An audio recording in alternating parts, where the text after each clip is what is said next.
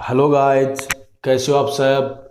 मैं हूं रघुवीर सिंह और आप देख रहे हो RS कर्नावत ट्यूटोरियल्स। तो गाइस, आज के लेक्चर में हम next reaction intermediate carbene start करेंगे। हमने लास्ट लेक्चर में कार्बन फ्री रेडिकल पढ़ा था। अगर वो लेक्चर आपने नहीं देखा है तो मैंने उसका लिंक डिस्क्रिप्शन में दे दिया है, तो आप वहाँ से देख सकते हो। तो गाइस, कार्बीन का मतलब है कि कार्बन के दो तो बॉन्ड होंगे और उस पर दो नॉन बॉन्डेड इलेक्ट्रॉन रहेंगे। अब देखो, दो बॉन्ड होंगे, इसका मतलब एक बॉन्ड के दो इलेक्ट्रॉन, तो दो बॉन्ड के चार इलेक्ट्रॉन और दो नॉन बॉन्डेड इलेक्ट्रॉन, यानी कि कार्बीन में कार्बन के पास टोटल 6 इलेक्ट्रॉन होते हैं। अब 6 इलेक्ट्रॉन होंगे तो ऑक्टेट कंप्लीट नहीं है। अगर ऑक्टेट कंप्लीट नहीं है तो कार्बीन का जो कार्बन है वो इलेक्ट्रॉन एक्सेप्ट कर सकता है, इसलिए यह एक इलेक्ट्रोफाइल है। क्योंकि इलेक्ट्रोफाइल वो होता है जो इलेक्ट्रॉनों को एक्सेप्ट करे। तो देखिए, कार्बीन्स आर न्यूट्रल स्पीशीज। अब देखो यहां पर ये न्यूट्रल नाम क्यों आ गया। देखो, ये कार्बीन है, कार्बीन का मतलब कि दो तो बॉन्ड, ये दो तो बॉन्ड और ये दो नॉन बॉन्डेड इलेक्ट्रॉन। तो गाइज, मैं इनको लोन पेयर यहां पर नहीं बोलूंगा, इनको हम नॉन बॉन्डेड इलेक्ट्रॉन ही बोलेंगे। तो ये आपको सिंगलेट और ट्रिपलेट यानी कि कार्बीन के जब आप टाइप पढ़ोगे इनके बाद, तब आपको पता चलेगा। तो देखो, यहां पर दो इलेक्ट्रॉन, एक बॉन्ड के दो इलेक्ट्रॉन, दो बॉन्ड के चार इलेक्ट्रॉन और ये दो 6। और आपको पता है ना कि कार्बन के पास वैसे भी 6 इलेक्ट्रॉन ही होते हैं। ठीक है, तो यह एक न्यूट्रल स्पीशीज है। ठीक है, अब देखो, containing A carbon atom with 2 bonds and 2 non bonded electron. ठीक है, कि इसके पास दो तो बॉन्ड पेयर होंगे और दो नॉन बॉन्डेड इलेक्ट्रॉन होंगे, दो बॉन्ड्स और दो नॉन बॉन्डेड इलेक्ट्रॉन होंगे। अब देखो, इन carbon carbon atom have 6 electrons, so it's neutral species. यह न्यूट्रल स्पीशीज है क्योंकि कार्बन के पास 6 इलेक्ट्रॉन होते हैं और 6 इलेक्ट्रॉन, आपको पता है कि कार्बन वैसे भी एटॉमिक नंबर कार्बन का 6 होता है, तो कार्बन के पास 6 इलेक्ट्रॉन ही होते हैं और यहाँ पर भी कार्बन के पास 6 इलेक्ट्रॉन ही है। अब देखो, it's octet is incomplete so it act as electrophile. अब देखो, ऑक्टेट का मतलब होता है 8 इलेक्ट्रॉन। अब इसके पास टोटल है 6 इलेक्ट्रॉन, इसका ऑक्टेट कंप्लीट नहीं है, इसलिए यह इलेक्ट्रॉन पेयर को एक्सेप्ट कर सकता है। और जो इलेक्ट्रॉन पेयर को एक्सेप्ट करे और जो इलेक्ट्रॉन डेफिशिएंट हो उसे हम इलेक्ट्रोफाइल बोलते हैं। क्योंकि देखो, इलेक्ट्रॉन तो टोटल 8 होने चाहिए, लेकिन इसके पास 6 है, यानी कि यह इलेक्ट्रॉन डेफिशिएंट है, यह इलेक्ट्रॉनों को एक्सेप्ट कर सकता है, इसलिए इसे हम इलेक्ट्रोफाइल भी बोल सकते हैं। ठीक है, अब देखो, इसका ऑक्टेट कंप्लीट नहीं है ना, इसका मतलब ये हाईली अनस्टेबल है। क्योंकि देखो, स्टेबल का मतलब ऑक्टेट कंप्लीट होना चाहिए। अगर ऑक्टेट कंप्लीट नहीं है तो वो जो स्पीशीज जिसका ऑक्टेट कंप्लीट नहीं होता है वो अनस्टेबल होती है। तो गाइज, अब हम कार्बीन के टाइप पढ़ते हैं। तो देखो, कार्बीन दो टाइप की होती है, एक तो सिंगलेट कार्बीन और एक ट्रिपलेट कार्बीन। अब देखो, दोनों में अंतर क्या है। सिंगलेट कार्बीन में तो जो दोनों नॉन बॉन्डेड इलेक्ट्रॉन है वह एक ऑर्बिटल में ही रहेंगे, जबकि ट्रिपलेट कार्बीन में जो दोनों नॉन बॉन्डेड इलेक्ट्रॉन है वो अलग अलग p ऑर्बिटल में रहेंगे। ठीक है, तो देखो, singlet carbene, in singlet carbene both non bonded electron present in one orbital with opposite spin. अब गाइज, अगर दो नॉन बॉन्डेड इलेक्ट्रॉन एक ही ऑर्बिटल में है तो आप उसे लोन पेयर बोल सकते हो। तो अब हम हाइब्रिडाइजेशन निकालेंगे। तो देखो, हाइब्रिडाइजेशन का फॉर्मूला होता है कि जितने सिग्मा बॉन्ड है और लोन पेयर है उनको आप प्लस कर दो। तो देखो, कार्बीन की बात अगर आप करोगे तो कार्बीन ये होती है आपकी, तो इसके पास दो तो सिग्मा बॉन्ड है, क्योंकि सिग्मा बॉन्ड का मतलब जितने सिंगल बॉन्ड वो सिग्मा बॉन्ड, दो तो सिग्मा बॉन्ड है। अब देखो, ये दोनों इलेक्ट्रॉन अगर एक ही ऑर्बिटल में है तो यहां पर इसको हम लोन पेयर बोल सकते हैं। तो लोन पेयर आ गया तो टोटल आ गया 3, और अगर z की वैल्यू 3 आ जाए तो हाइब्रिडाइजेशन होगा sp2, अगर z की वैल्यू 2 आए तो sp, 4 आए तो sp3। ठीक है, तो ये हाइब्रिडाइजेशन हो गया sp2। ठीक है, अब देखो, स्ट्रक्चर की बात करते हैं। तो आपको पता है कि sp2 हाइब्रिडाइजेशन की ज्योमेट्री होती है प्लेनर। अब प्लेनर तब होती है जब तीनों के तीनों बॉन्ड पेयर हो। अब यहां पर दो तो है लोन बॉन्ड पेयर और एक है लोन पेयर। ठीक है, देखो sp2 हाइब्रिडाइजेशन की ज्योमेट्री प्लेनर होती है, लेकिन प्लेनर कब होती है जब तीनों सिग्मा बॉन्ड ही हो, लोन पेयर नहीं हो। अब अगर यहां पर दो सिग्मा बॉन्ड और एक लोन पेयर होगा ना, तो ज्योमेट्री होगी बेंट या वी शेप्ड। तो गाइस ध्यान से समझिए, देखो sp2 हाइब्रिडाइजेशन का मतलब क्या है। देखो कार्बन है तो कार्बन का यह तो s ऑर्बिटल और यह p। आपको पता है कि p सब शेल में 3 ऑर्बिटल होते हैं, यह s और यह p। अब sp2 हाइब्रिडाइजेशन का मतलब है कि एक तो s ऑर्बिटल और 2 p ऑर्बिटल मिलकर के 3 sp2 हाइब्रिडाइज्ड ऑर्बिटल बनाते हैं, कि ये तीनों sp2 हाइब्रिडाइज्ड ऑर्बिटल है। ठीक है, अब एक ऑर्बिटल यह रह गया जो कि अनहाइब्रिडाइज्ड है। ठीक है, तो देखो ज्योमेट्री बनाते हैं। तो ये आपका कार्बन, ये मान लो एक sp2 ऑर्बिटल है, ये दूसरा sp2 ऑर्बिटल है और यह तीसरा sp2 ऑर्बिटल है। ठीक है, अब एक ऑर्बिटल रह गया p, तो इसको हम यहां पर बना देंगे कि यह प्लेन के ऊपर और प्लेन के नीचे होगा। ठीक है, तो देखो इनको p को मैं थोड़ा सा अलग शो कर रहा हूं ताकि आपको पता लग जाए कि ये p ऑर्बिटल है, कि एक लोब तो इसकी प्लेन के ऊपर है और एक लोब प्लेन के नीचे, क्योंकि p आपको पता है कि डंबल शेप्ड होता है। ठीक है, ये 3 sp2 है। ठीक है, अब देखो यहां पर ये sp2 ऑर्बिटल और ये sp2 ऑर्बिटल, तो ये हाइड्रोजन के साथ जुड़े हुए हैं, क्योंकि देखो कार्बीन में क्या होता है, ये हाइड्रोजन और ये हाइड्रोजन और ये नॉन बॉन्डेड इलेक्ट्रॉन, तो ये दोनों इलेक्ट्रॉन एक sp2 ऑर्बिटल में रहेंगे। तो ये देख लो है। अब यहां पर देखो ये बॉन्ड और ये बॉन्ड, यानी कि ये sp2 और ये sp2, तो हाइड्रोजन लगा हुआ है और हाइड्रोजन के पास होता है s ऑर्बिटल, तो ये हाइड्रोजन लगा हुआ है। ठीक है ना। अब देखो एक इलेक्ट्रॉन तो दिया कार्बन ने, एक इलेक्ट्रॉन दिया हाइड्रोजन ने, बॉन्ड बन गया। एक इलेक्ट्रॉन दिया कार्बन ने, एक इलेक्ट्रॉन दिया हाइड्रोजन ने। तो गाइज इसकी जो ज्योमेट्री होती है वो प्लेनर नहीं होती है, क्योंकि प्लेनर में ये बॉन्ड एंगल 120 का होना चाहिए। ठीक है, तीनों एंगल बराबर होने चाहिए, लेकिन यह लोन पेयर इनको रिपेल करता है, तो यह जो एंगल है ना वो 120 से कम हो जाता है। इसलिए हम बोल सकते हैं कि इसकी ज्योमेट्री बेंट होती है या फिर वी शेप्ड होती है। तो ज्योमेट्री को हम बेंट या फिर वी शेप्ड बता सकते हैं। आ गई बात समझ में। अब देखो यहां पर कोई भी अनपेयर्ड इलेक्ट्रॉन नहीं है, ये पेयर्ड है, ऑपोजिट स्पिन के साथ होते हैं ना, ये पेयर्ड है और यहां पर तो ये पेयर्ड है ही है। तो अनपेयर्ड इलेक्ट्रॉन नहीं होने के कारण इसकी मैग्नेटिक प्रॉपर्टीज होगी डायामैग्नेटिक, इसमें कोई भी मैग्नेटिक प्रॉपर्टी नहीं होगी। ठीक है, यह डायामैग्नेटिक होगा। अब देखो it is a excited state of carbon. अब देखो सिंगलेट और ट्रिपलेट में यह जो स्टेट है वो कार्बिन की एक्साइटेड स्टेट है, जो आगे हम ट्रिपलेट स्टेट पढ़ेंगे वह ग्राउंड स्टेट होगी। अब देखो यहाँ पर ये एक्सपेरिमेंटली डिटरमाइंड है कि जिसकी एनर्जी ज़्यादा वो एक्साइटेड और जिसकी एनर्जी कम वो ग्राउंड स्टेट में।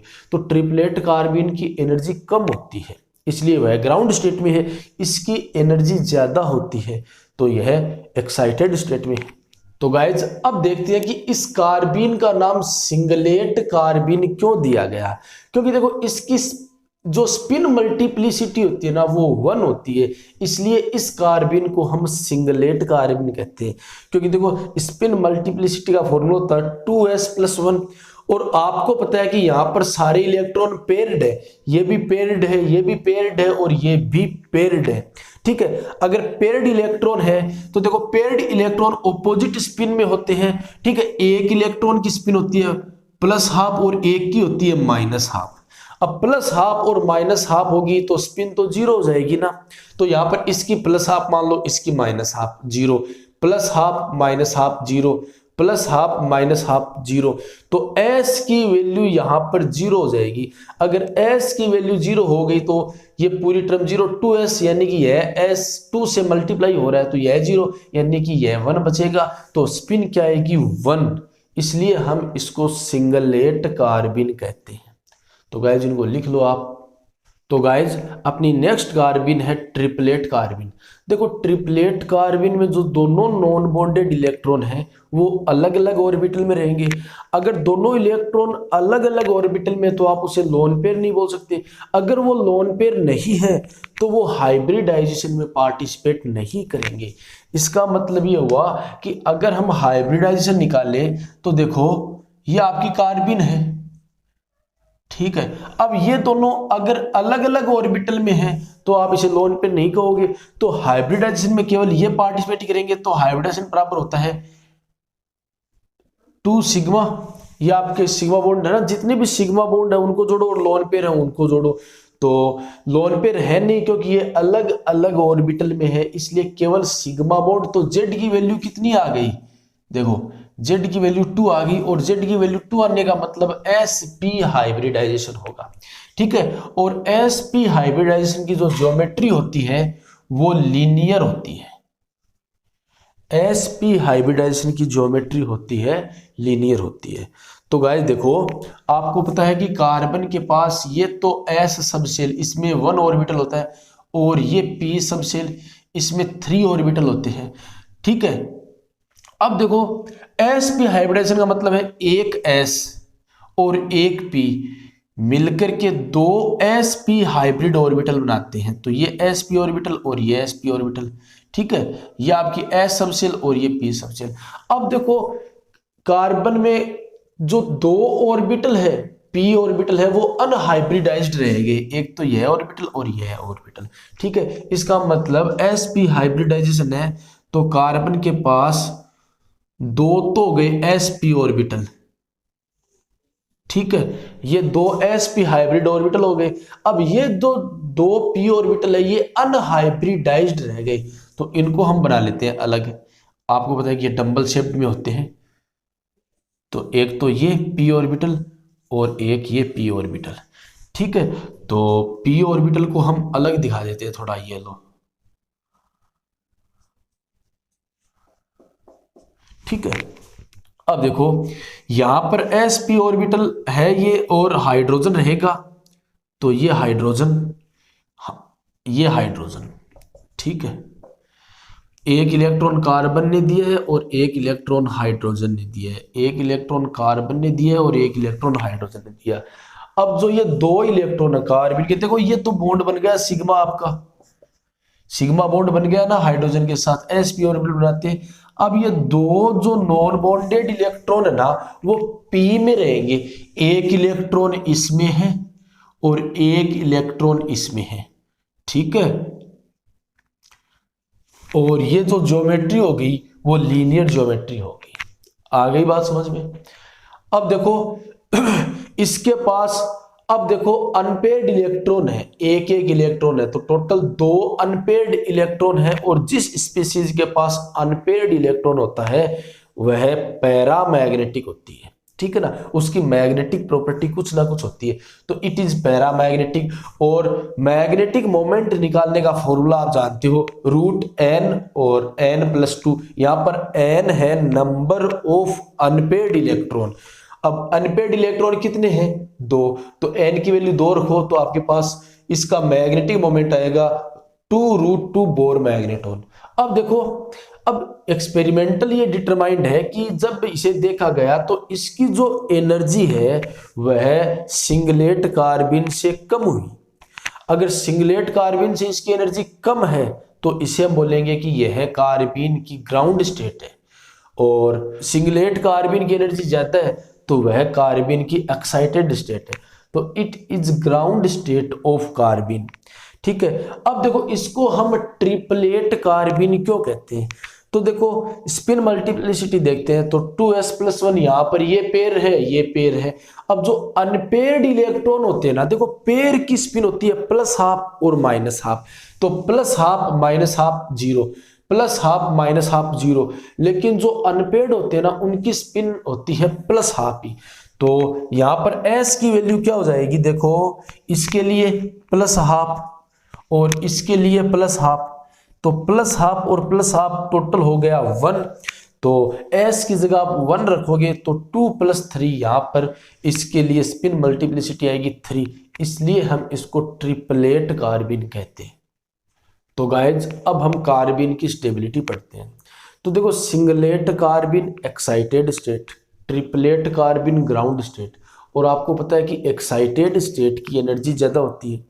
अब जिस स्पीशीज की एनर्जी ज़्यादा होती है उसकी स्टेबिलिटी कम होती है, यानी कि ट्रिपलेट कार्बिन सिंगलेट कार्बिन से ज़्यादा स्टेबल है, क्योंकि ट्रिपलेट कार्बिन ग्राउंड स्टेट में है और ग्राउंड स्टेट की एनर्जी कम होती है। अब देखो इसका रीज़न और बता देता हूँ। वैसे ये आपकी सिंगलेट कार्बिन है, इसमें आपको पता है कि जो दोनों नॉन बॉन्डेड इलेक्ट्रॉन है वो एक ही ऑर्बिटल में रहते हैं, ठीक है। तो ये जो एंगल होगा ये 120 से कम होगा, तो लोअर देन 120। अब देखो ट्रिपलेट कार्बिन में sp हाइब्रिडाइजेशन, और sp हाइब्रिडाइजेशन का मतलब होता है कि ज्योमेट्री होगी लीनियर, और ये जो नॉन बॉन्डेड इलेक्ट्रॉन है वो अलग अलग ऑर्बिटल में रहेंगे, और लीनियर का मतलब एंगल होगा 180 डिग्री। अब गाइज आप वसेपर थ्योरी के अनुसार, VSEPR थ्योरी के अनुसार जानते हो ना कि जहां पर अगर बॉन्ड एंगल कम होगा वहां पर रिपल्सन लगेगा, और रिपल्सन लगेगा तो स्टेबिलिटी कम होगी। यहाँ पर बॉन्ड एंगल ज्यादा है, रिपल्सन लेस है, तो स्टेबिलिटी ज्यादा है। अब देखो in dichlorocarbon singlet carbene is more stable due to properties of back bonding of halogen। तो देखो डाइक्लोरोकार्बिन बनाते हैं, तो देखो ये आपका क्लोरीन, ये क्लोरीन, और ये मान लो आपके दो नॉन बॉन्डेड इलेक्ट्रॉन जो कि एक एटम में रहेंगे। तो गाइस देखो sp2 हाइब्रिडाइजेशन होता है, तो ये sp2 हाइब्रिड ऑर्बिटल है कार्बन का, ये sp2 हाइब्रिड ऑर्बिटल है, और ये sp2 हाइब्रिड ऑर्बिटल है। अब एक अनहाइब्रिड ऑर्बिटल है जो कि p होता है। अब देखो क्लोरीन के पास लोन पेयर होते हैं, है ना, हेलोजनों के पास 3-3 लोन पेयर होते हैं। अब यह अपने लोन पेयर इस वैकेंट ऑर्बिटल में डोनेट कर सकता है। अब वैकेंट ऑर्बिटल में यह डोनेट करेगा तो इसका मतलब बॉन्डिंग होगी, जिसे हम बैक बॉन्डिंग कहते हैं, जो कि स्पीशीज को स्टेबल बनाती है। तो गाइस ध्यान रखना, अगर हम डाइक्लोरोकार्बिन की बात करें या फिर उन कार्बन की बात करें जिनमें हेलोजन होता है, हाइड्रोजन की जगह हेलोजन होता है, तो उनमें सिंगलेट कार्बन ज्यादा स्टेबल होती है, क्योंकि सिंगलेट कार्बन में वैकेंट ऑर्बिटल, और वैकेंट ऑर्बिटल में हेलोजन इलेक्ट्रॉन डोनेट कर सकते हैं, यानी कि बैक बॉन्डिंग बना सकते हैं। उनमें ट्रिपलेट कार्बिन कम स्टेबल होगी, क्योंकि ट्रिपलेट कार्बिन में आपको पता है कि ऑर्बिटल वैकेंट नहीं होता है। अगर ऑर्बिटल वैकेंट नहीं होगा तो हेलोजन अपने इलेक्ट्रॉन डोनेट नहीं कर पाएंगे, यानी कि बैक बॉन्डिंग नहीं फॉर्म कर पाएंगे, ठीक है। तो गाइज अब हम कार्बिन की फॉर्मेशन पढ़ते हैं कि कौन कौन सी मेथड है जिनसे कार्बिन बनती है। तो पहले हम पढ़ेंगे बाई डाईएजोमेथेन। तो देखो ये डाईएजोमेथेन की स्ट्रक्चर है। अब देखो इससे आपके पास कार्बिन कैसे बनेगी, तो देखो एक बार ये जो इलेक्ट्रॉन है वो यहाँ पर बॉन्ड बनाएंगे, तो यहाँ पर डबल बॉन्ड में से एक बॉन्ड के इलेक्ट्रॉन कार्बन की ओर शिफ्ट होंगे। तो देखो CH2 डबल बॉन्ड N पर प्लस, और इस N पर माइनस, नाइट्रोजन पर माइनस। तो अगर ये इलेक्ट्रॉन यहाँ पर बॉन्ड बनाएंगे तो इस बॉन्ड के दोनों इलेक्ट्रॉन इस कार्बन के पास आ जाएंगे, यानी कि आपके पास बनेगा CH2 पर minus charge N triple bond N और इस पर प्लस, ठीक है। इस पर माइनस चार्ज क्यों आया, क्योंकि इस बॉन्ड के दोनों इलेक्ट्रॉन कार्बन के पास आ गए, यानी कि अब हम माइनस चार्ज नहीं बना करके दो इलेक्ट्रॉन ही बना लेते हैं कि इस बॉन्ड के दोनों इलेक्ट्रॉन कार्बन के पास आ गए। अब गाइस नाइट्रोजन के पास इलेक्ट्रॉनों की कमी है, तो नाइट्रोजन इलेक्ट्रॉन लेगा और चलता बनेगा, यानी कि आपके पास N2 निकल गई और बचा कौन, देखो CH2 और इस पर ये दो इलेक्ट्रॉन, ठीक है। तो इस बॉन्ड के दोनों इलेक्ट्रॉन नाइट्रोजन ले जाएगा, तो आपके पास कार्बिन बन जाएगी। आ गई बात समझ में। अब देखो नेक्स्ट है बाइकीटीन। तो देखो कीटीन बना है कीटोन से, क्योंकि देखो C डबल बॉन्ड O और उसके दोनों ओर कार्बन लगे हुए हैं ना, तो उसे हम कीटोन बोलते हैं। अब एक ही कार्बन डबल बॉन्ड से जुड़ा हुआ तो उसे हम कीटीन बोलते हैं। तो गाइज इस बॉन्ड को हमें बीच में से ब्रेक करना है, तो बीच में से ब्रेक करने को बोलते हैं होमोलाइटिक क्लीवेज। तो अगर हम इसको हीट करेंगे तो यह बॉन्ड बीच में से ब्रेक हो जाएगा, यानी कि दो बॉन्ड ब्रेक होंगे, तो दो इलेक्ट्रॉन तो इसके पास आएंगे और दो इलेक्ट्रॉन इसके पास आएंगे, तो आपके पास ये कार्बीन बन जाएगी और कार्बन मोनोऑक्साइड बन जाएगी। अब देखो by action of base on chloroform, तो देखो ये सिंपल समझो आप कि ये आपका क्लोरोफॉर्म है, ठीक है, CHCl3, और आपने ले रखा है KOH। KOH ब्रेक होता है K प्लस में और OH माइनस में, तो ये OH माइनस क्या करेगा, इस H प्लस को निकालेगा, यानी कि इस बॉन्ड के दोनों इलेक्ट्रॉन कार्बन के पास रहेंगे, ठीक है। तो आपके पास बन गया Cl और ये Cl, इस बॉन्ड के दोनों इलेक्ट्रॉन कार्बन के पास रह गए, क्योंकि हाइड्रोजन ये OH माइनस है, इस H प्लस को निकालेगा बाहर, ठीक है।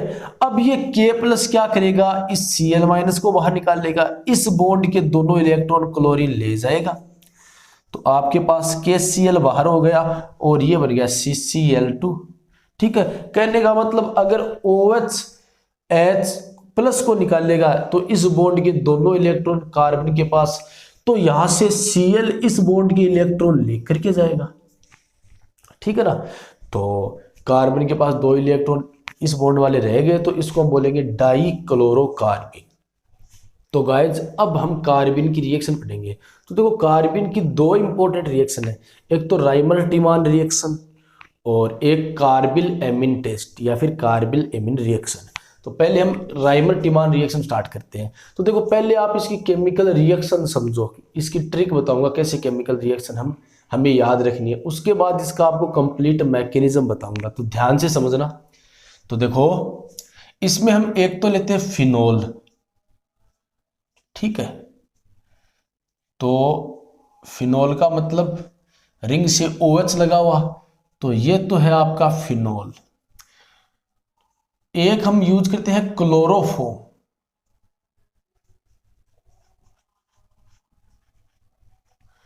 और 3 मोल यूज करते हैं पोटेशियम हाइड्रोक्साइड, ठीक है। तो इतने आपको रिएक्टेंट लेने हैं और इससे आपके पास बनता है सैलिसिलएल्डिहाइड,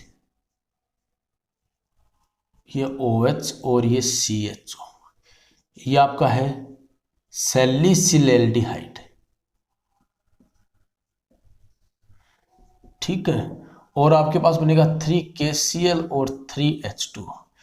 तो गाइज ये तो राइमर टिमान की केमिकल रिएक्शन है, ठीक है। अब इसको याद कैसे रखना है, देखो ये आपका हाइड्रोजन, क्योंकि आपको पता है कि रिंग पर तो सभी जगह हाइड्रोजन लगा हुआ है, बस इस एक जगह हाइड्रोजन नहीं है, इस पोजीशन पर हाइड्रोजन नहीं है, उसकी जगह OH लग गया, और तो सभी जगह हाइड्रोजन लगा हुआ है। ये मैंने शो किया है क्योंकि ये आपको निकालना है बाहर, इसलिए मैंने शो कर दिया। तो गाइज देखो कैसे आपको याद रखना है, 3 तो K है, पोटेशियम है, और 3 Cl है, तो 3 KCl तो बाहर। अब देखो आपके पास 3 OH बच गए, देखो यहां पर 3 OH बच गए ना। अब H देखो, एक तो H ये रहा, एक H ये रहा, H है आपके पास 2, तो H2O आपके पास 2 ही बनेंगे ना कि 3, ध्यान रखना भाई ये। तो 2 H2O बाहर हो गए। अब देखो बचा क्या है, एक तो OH बचा है और एक कार्बन बचा है, तो हम OH और कार्बन को ऐसे लिख सकते हैं कि ये कार्बन और ये OH, उल्टा लिख दो तो CHO बन गया ना, उस CHO को आप यहां पर जोड़ दो। तो ये तो ट्रिक आप याद रख सकते हो। देखो वैसे तो आपको मैकेनिज्म ही करनी होती है ताकि पूरी रिएक्शन आपके समझ में आ जाए। अब देखो मैकेनिज्म तो ध्यान से समझना है आपको। तो देखो क्लोरोफॉर्म पर ये KOH अटैक करेगा, तो आप सिंपल पहले तो ये लिख दो कि KOH जो है वो ब्रेक होता है K प्लस में और OH माइनस में, ठीक है। तो ये आपका क्लोरोफॉर्म, ठीक है, तो बेस आपको OH देगा, तो यह OH यहां से H प्लस को निकालेगा, तो बॉन्ड के दोनों इलेक्ट्रॉन कार्बन के पास, यानी कि कार्बन की इलेक्ट्रॉन डेंसिटी बढ़ जाएगी।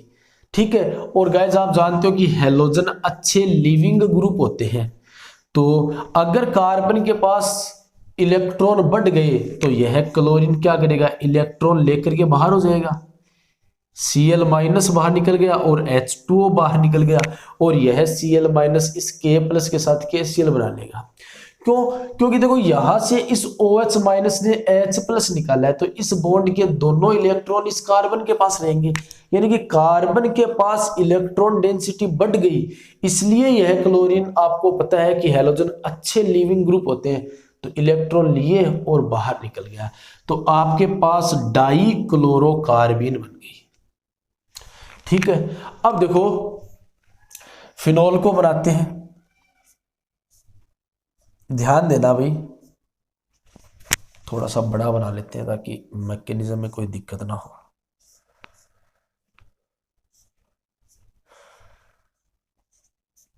अब देखो आपने ले रखा है बेस, बेस हमें देता है OH माइनस, और OH माइनस को चाहिए होता है H प्लस। हम देखो CCl2 की रिएक्शन करवा रहे हैं डाइक्लोरोकार्बीन की। ठीक है, अगर H प्लस यहां से निकाल लेगा तो ये दो इलेक्ट्रॉन क्या करेंगे, फिनॉल के केस में ये दो इलेक्ट्रॉन यहां पर बॉन्ड बनाएंगे। ध्यान देना, अगर यहां पर नया बॉन्ड बन जाएगा तो इस कार्बन के बॉन्ड काउंट करो आप कितने हो गए, देखो 1 2 3 4 और एक और बन गया 5। कार्बन कभी भी 5 बॉन्ड नहीं बना सकता, इसलिए यहां पर डबल बॉन्ड में से पाई बॉन्ड के इलेक्ट्रॉन यहां पर आ जाएंगे, यानी कि यहां पर, यानी कि डबल बॉन्ड में से एक बॉन्ड के इलेक्ट्रॉन यहां पर आ जाएंगे, क्योंकि कार्बन 4 बॉन्ड ही बनाएगा ना कि 5।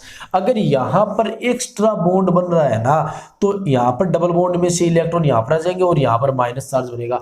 अब गाइज आप जानते हो कि जो कार्बीन होती है वो इलेक्ट्रॉन डेफिशिएंट होती है, उसको इलेक्ट्रॉन चाहिए और इलेक्ट्रॉन ये रहे, तो इसका अटैक इस पर हो सकता है ना। अब देखो काम यही होगा, लेकिन हम शो कैसे करेंगे, इस टाइप से कि जब ये बॉन्ड यहां पर बनेगा तो यहां पर पाई बॉन्ड के इलेक्ट्रॉन इस पर अटैक कर देंगे और यहां से CCl2 जुड़ जाएगा। तो देखो आपके पास क्या बनेगा, ये बॉन्ड यहां पर, ये यहां पर, ये डबल बॉन्ड O, ये C, ये Cl, ये Cl। अब देखो इसके पास इलेक्ट्रॉन आ गए, आने का मतलब क्या है, माइनस चार्ज आ गया। क्या आ गया, माइनस चार्ज। इलेक्ट्रॉन आते हैं ना तब इलेक्ट्रॉन डेंसिटी बढ़ जाती है, और इलेक्ट्रॉन डेंसिटी अगर बढ़ जाती है तो उसे हम नेगेटिव साइन से शो करते हैं। अब गाइस आप अच्छी तरह से जानते हो कि यहां पर हाइड्रोजन होता है ना। अब देखो इस हाइड्रोजन, अगर इस हाइड्रोजन को यह कार्बन ले लेगा, क्योंकि हाइड्रोजन को माइनस चार्ज वाला बिल्कुल नहीं छोड़ता है, हाइड्रोजन बेचारा गरीब होता है, तो कोई भी माइनस चार्ज वाला हो वो हाइड्रोजन को ले जाता है। तो अगर यहां से ये माइनस इस H को ले जाएगा, तो आपको पता है कि या तो H प्लस को निकालेगा बाहर, तो इस बॉन्ड के दोनों इलेक्ट्रॉन यहां पर बॉन्ड बनाएंगे, और जैसे ही ये इलेक्ट्रॉन यहां पर बॉन्ड बनाएंगे, कार्बन के वापस 5 बॉन्ड हो गए, तो यहां पर डबल बॉन्ड में से एक बॉन्ड के इलेक्ट्रॉन वापस ऊपर चले जाएंगे। तो गाइज आपके पास देखो क्या बन गया, ध्यान से समझना। आपके पास ये बॉन्ड बन गया, यहाँ पर देखो ये यहाँ पर है, ये यहाँ पर O पर माइनस चार्ज, और CH देखो कार्बन CH जुड़ गया, और ये Cl। अब देखो सिंपल सा बता रहा हूं, अब हम 2KOH और यूज करेंगे, तो 2K और 2Cl क्या बाहर, 2KCl बाहर, तो दोनों OH कार्बन के साथ अटैच हो जाएंगे।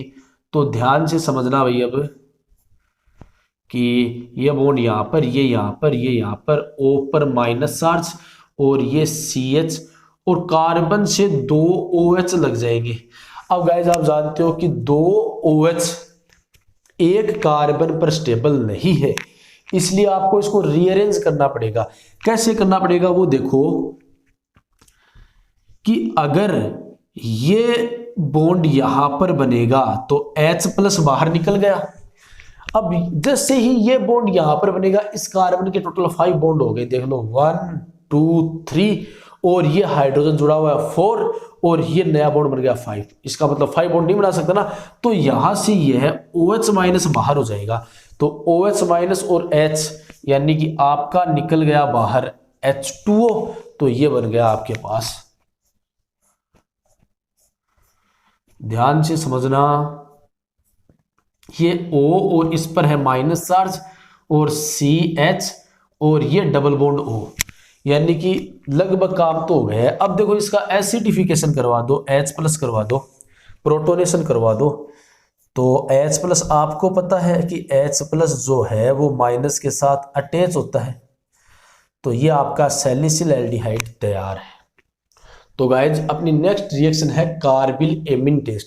तो देखो इसकी केमिकल रिएक्शन देखो कि इसमें हम एक तो लेते हैं प्राइमरी एमीन, ठीक है। देखो प्राइमरी, सेकेंडरी और टर्सरी एमीन का मतलब ये है कि अमोनिया जो कि NH3 होती है, उससे आप एक हाइड्रोजन निकाल दो और कोई एल्किल ग्रुप जोड़ दो ना, तो वो तो है आपकी प्राइमरी एमीन, ठीक है। अगर अमोनिया से आप 2 हाइड्रोजन निकाल दो और 2 एल्किल या एरिल ग्रुप जोड़ दो तो वो सेकेंडरी एमीन। अगर अमोनिया से आप तीनों हाइड्रोजन निकाल दो और 3 एल्किल या एरिल ग्रुप जोड़ दो तो वो आपकी है टर्सरी एमीन। तो देखो ये प्राइमरी एमीन है, ये क्लोरोफॉर्म, और हम 3 मोल लेंगे पोटेशियम हाइड्रोक्साइड। तो देखो 3 Cl और 3 आपका पोटेशियम, तो आपका 3 KCl बाहर। देखो रिएक्शन याद रखने की ट्रिक बता रहा हूं, तो Cl गायब और पोटेशियम गायब। अब आपके पास 3 OH रहे, 3 OH रहे यहां से। अब देखो 1 H तो ये रहा, टिक कर रहा हूं मैं, 2 H ये रहे, तो 3 H2O बाहर। अब देखो बचा क्या है वो देख लो, R, बस वही लिखना है, N, R और N बचा है ना, और ये C बचा है, और कुछ नहीं है। देखो हाइड्रोजन हमने निकाल दिए, क्लोरीन हमने निकाल दिए, पोटेशियम हमने निकाल दिए। तो गाइस ये आपका है कार्बिल एमीन या फिर आइसोसाइनाइड टेस्ट। RNC को हम आइसोसाइनाइड बोलते हैं और इस रिएक्शन को हम आइसोसाइनाइड टेस्ट बोलते हैं। देखो एमीन में डिस्टिंक्शन का टेस्ट होता है ये, कि प्राइमरी एमीन यह टेस्ट देती है ना, इसकी स्मेल है ना मतलब बहुत ही खराब होती है। अगर बहुत ही खराब स्मेल आ रही है ना, इसका मतलब आइसोसाइनाइड बना है। अगर आइसोसाइनाइड बना है तो एमीन कौन सी है, प्राइमरी एमीन है, तो हमें पता लग जाता है प्राइमरी एमीन का। सेकेंडरी और टर्सरी एमीन यह टेस्ट नहीं देती है, तो वहां पर कोई स्मेल नहीं आती है। तो गाइस अब इसकी मैकेनिज्म करते हैं, देखो मैकेनिज्म। तो देखो CHCl3 और KOH से हमें वो ही, जैसे राइमर-टिमान में हमने डाइक्लोरोकार्बिन बनाई थी, वो की वो कार्बिन अब यहां पर बनानी है हमें। तो आपको पता है कि KOH ब्रेक होता है K+ में और OH- में। ये OH- क्या करेगा, H को ले जाएगा और क्लोरीन लीविंग ग्रुप है छोड़ के चला जाएगा, तो आपका Cl- और H2O बाहर, और आपके पास डाई क्लोरोकार्बिन बन गई। अब देखो ये आपकी प्राइमरी एमीन, ठीक है, और नाइट्रोजन के पास होता है लोन पेयर, और ये आपकी डाई क्लोरोकार्बिन। तो गाइज आप जानते हो कि जो कार्बिन होती है वो इलेक्ट्रॉन डेफिशिएंट होती है, उसे इलेक्ट्रॉनों की जरूरत होती है। यहाँ पर ये इलेक्ट्रॉन रिच है, तो ये अपने लोन पेयर देगा इस कार्बन को। अब देखो नाइट्रोजन लोन पेयर दे रहा है ना, तो यहाँ पर एक कोऑर्डिनेट बॉन्ड जनरेट होगा कि नाइट्रोजन ने अपने इलेक्ट्रॉन कार्बन को दिए, जनरेट हो गया कोऑर्डिनेट बॉन्ड। अब देखो नेक्स्ट स्टेप में क्या होगा, हम KOH यूज करेंगे। आपको पता है कि KOH हमें OH- देता है, तो यह H+ निकालेगा। तो इस बॉन्ड के दोनों इलेक्ट्रॉन यानी कि यहां पर बॉन्ड बनाएंगे, यहां पर बॉन्ड बनाते ही वापिस कार्बन के पास इलेक्ट्रॉन खूब सारे हो गए, तो कार्बन क्या करेगा, हैलोजन को इलेक्ट्रॉन दे करके भेज देगा, ठीक है। तो यहां से आपका KCl बाहर, क्योंकि ये Cl माइनस जो बाहर निकला है वो K प्लस के साथ जुड़ेगा, और OH और ये H, यहां से आपका H2O बाहर। ठीक है, तो गाइज ऐसे सेम टू सेम एक और कर लो। चलो यहाँ पर 2 स्टेप में बता देता हूं मैं। तो आपके पास ये बन गया RN डबल बॉन्ड C और Cl, और एक H और लगा हुआ है, ऊपर वाले H को मैंने नीचे लगा दिया है। तो आप दोबारा देखो इधर बना देता हूं, दोबारा आप KOH ले रहे हो तो OH माइनस क्या करेगा, H लेगा, और H ये यहाँ पर और ये यहाँ पर। तो सेम टू सेम अब देखो RN और ये जो पहले बॉन्ड बना था, और ये 2 और ये C। तो गाइज ये आपका आइसोसाइनाइड। ठीक है, एकदम सिंपल मैकेनिज्म है। तो गाइज अब हम नेक्स्ट लेक्चर में नाइट्रीन और बेंजाइन पढ़ेंगे। तो वीडियोज का नोटिफिकेशन पाने के लिए चैनल को सब्सक्राइब कीजिए, और वीडियोज को लाइक, कमेंट और अपने फ्रेंड्स के साथ शेयर कीजिए।